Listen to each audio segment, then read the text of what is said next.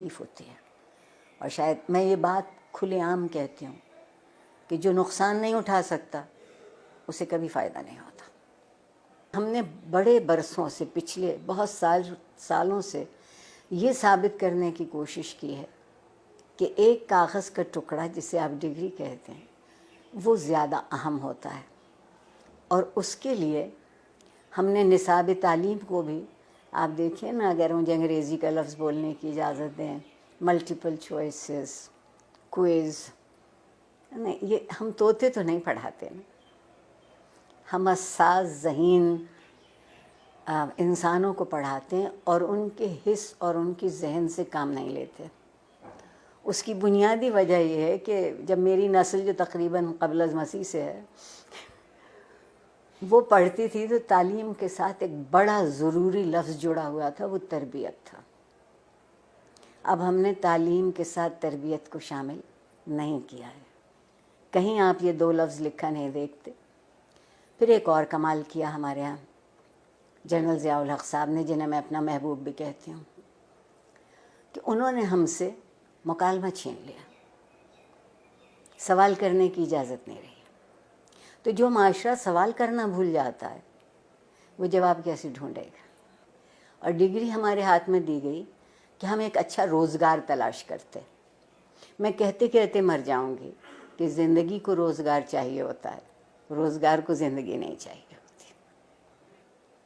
ہم کندھوں کا بوجھ بڑھا رہے ہیں، ہم ذہن کو وسیع نہیں کر رہے، کشادہ نہیں کر رہے. استاد کو اجازت نہیں ہے کہ جو کتاب اس کے ہاتھ میں ہے اس کے علاوہ وہ کچھ کہہ سکے کہ کہیں اور سے پڑھا ہو. ٹھیک. پھر جو آپ کے یہاں مذہب کی دخل در اندازی ہوئی، زندگی کے سارے خواب 70 حوروں سے منسوب ہو گئے. 70 حوروں سے منسوب ہو گئے.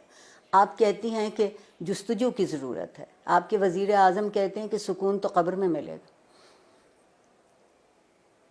تو جو اس سکون کی تلاش میں، وہ جستجو کیوں کرے گا؟ بیٹھے بیٹھے انتظار کرے گا. ہمارے یہاں پیمانے بدلتے ہیں، ہمارے یہاں معیار بدلتے ہیں. اور جس معاشرے میں انصاف نہیں ہوتا وقت کی مصلحت ہوتی ہے.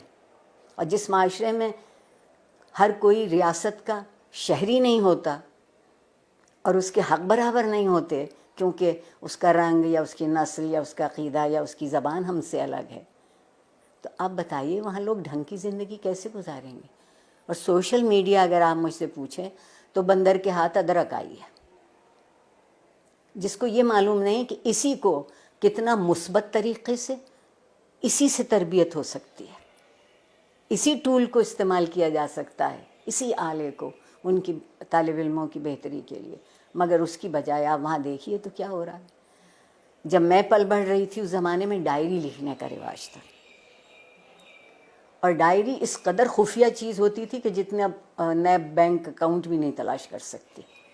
اب آپ کوئی بات لکھتے ہیں اور اس پہ 2-4 منٹ کوئی دوسرا کوئی تبصرہ نہیں کرتا تو آپ اداس ہو جاتے ہیں کہ میرے سٹیٹس پر ابھی تک کسی نے رائے نہیں دی. آگے بڑھنے کا اگر طریقہ ہوگا تو وہ یہ ہوگا کہ کچھ دنوں ہم سب گردن جھکا کے آئینہ دیکھنے لگے.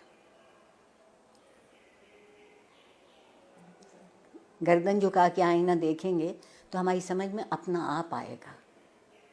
میں اگر اپنے آپ کو پہچان لوں، مجھے معلوم ہو جائے کہ یہ میرے مثبت صورتحال ہے، یہ منفی ہے، آئیے مثبت کو بڑھا لیتے ہیں، منفی کو چھوڑ دیتے ہیں.